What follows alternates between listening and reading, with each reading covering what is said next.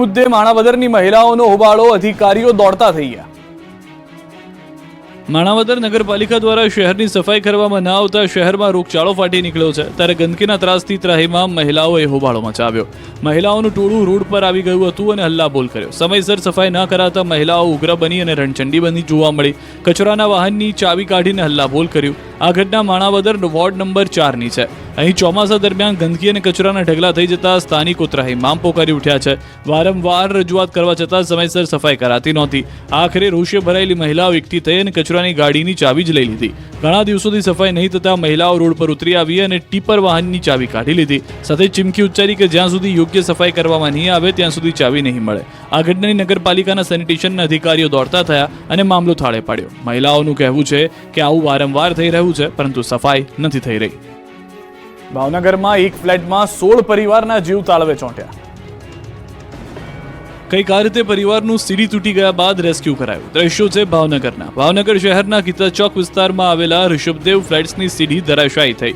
ફ્લેટના રિનોવેશનની કામગીરી ચાલી રહી હતી। તે સમયે આ દુર્ઘટના સર્જાતા ફ્લેટમાં રહેતા પરિવારજનોના જીવ તાળવે ચોંટી ગયા। ફ્લેટમાં રહેતા 16 પરિવારના મોત દેખાયા હોવાના સમાચાર છે। નાસભાગ મચી ગઈ હતી। ધડાકાભેર સીડી ધરાશાયી થતા બૂમાબૂમ થઈ ગઈ। બચાવની બૂમો સંભળાવા લાગી। આ અંગેની ફાયર વિભાગની ટીમની જાણ કરવામાં આવતા ફાયર વિભાગ દ્વારા તમામ લોકોનું સફળ રેસ્ક્યુ કરવામાં આવ્યું છે। હાઇડ્રોલિક સીડીથી એક બાદ એક વ્યક્તિને સહી સલામત નીચે ઉતારવામાં આવ્યા। સફળ રેસ્ક્યુ કરાતા લોકોએ પણ રાહતનો શ્વાસ લીધો। ડાલામથ્થાની ડણકથી ગીર સોમનાથનું છાછર ગામ ધ્રુજ્યું। 5 કિલોમીટર સુધી સંભળાય ત્રાડ। જોઈ લો જંગલના રાજાની આ તાકાત। સિંહની ગર્જના 12 ગામ સુધી સંભળાય। ગીરના ડાલામથ્થાની એક ગર્જનાથી આકાશ ધ્રુજી ગયું। ગીરના હીરની ડણકથી 5 કિલોમીટર સુધીનો વિસ્તાર ડગમગી ગયો। ગીર સોમનાથના છાછર ગામે સિંહે ગર્જના કરી પોતાની તાકાતનું પ્રદર્શન કર્યું। જાણે છાછર ગામે સાવાજોની ત્રાડની કોઈ સ્પર્ધા હોય તેમ છાછર ગામે સિંહ પરિવારે ધામા નાખ્યા। રાત પડી અને સાવાજોની ગર્જના સ્પર્ધા શરૂ થઈ હોય તેમ સાવાજોએ પોતાની શક્તિનું પ્રદર્શન કર્યું।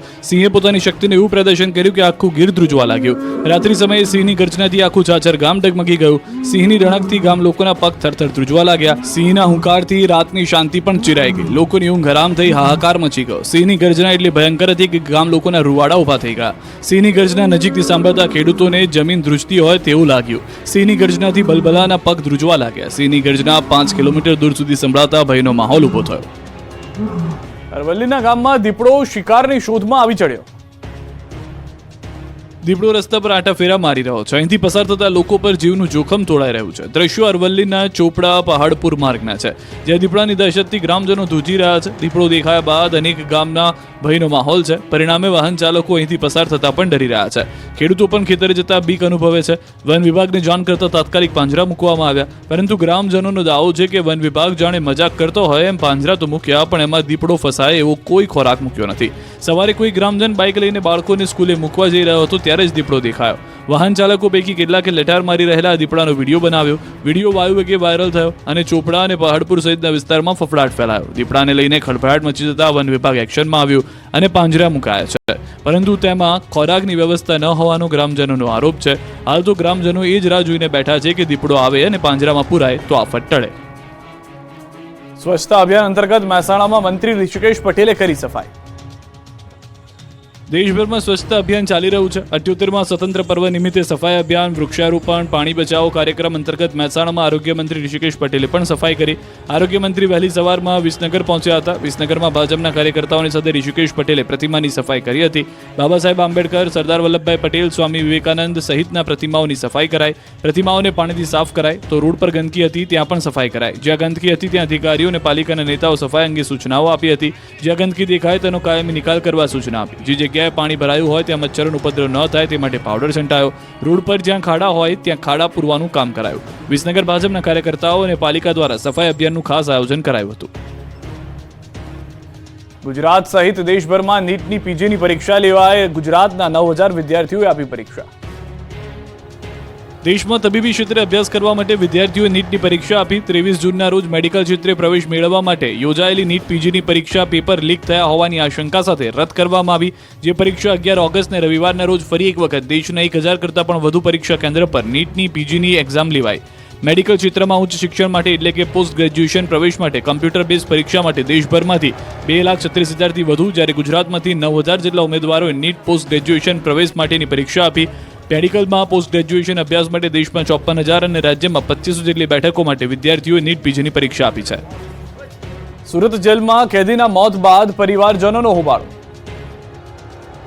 સુરતની લાજપોર જેલમાં કેદીના મોતને લઈને મૃતકના પરિવારજનોએ હોબાળો મચાવ્યો છે. સુરત શહેરના રોડ પર બેસીને રસ્તો જ બ્લોક કરી દીધો હતો.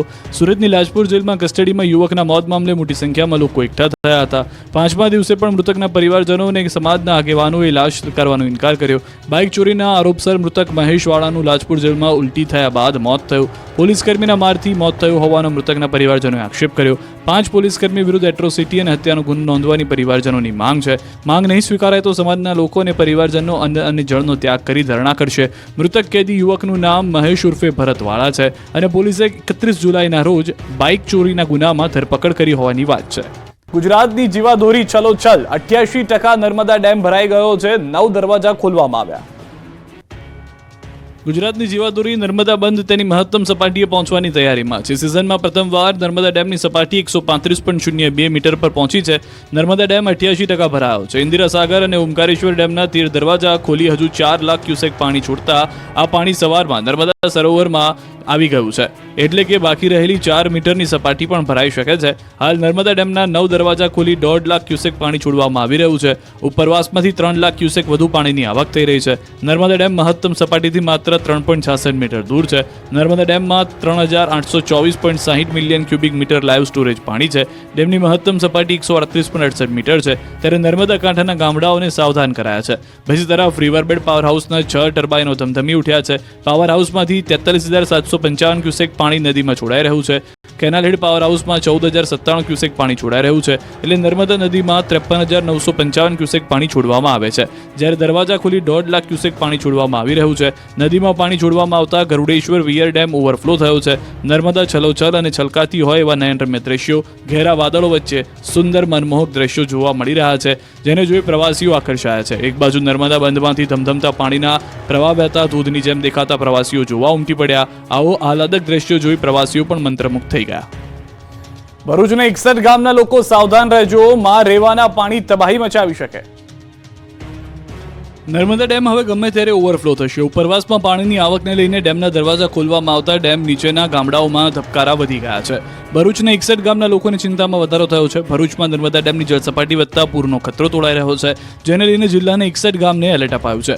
આજે ડેમના 9 દરવાજા ખોલાતા ભરૂચ ગોલ્ડન બ્રિજ ખાતે લોકોની સુરક્ષા માટે પોલીસ દ્વારા બંદોબસ્ત ગોઠવાયો. અંકલેશ્વર મામલતદારે ગોલ્ડન બ્રિજ વિસ્તારમાં પહોંચી સ્થિતિનો ચિતાર મેળવ્યો. મામલતદાર અને તેમની ટીમે નદી કિનારે વસતા લોકોને સાવચેતી રહેવાની સૂચનાઓ આપી છે. નર્મદા નદીની જળસપાટી 10.54 ફૂટ જેટલી પહોંચી ગઈ છે.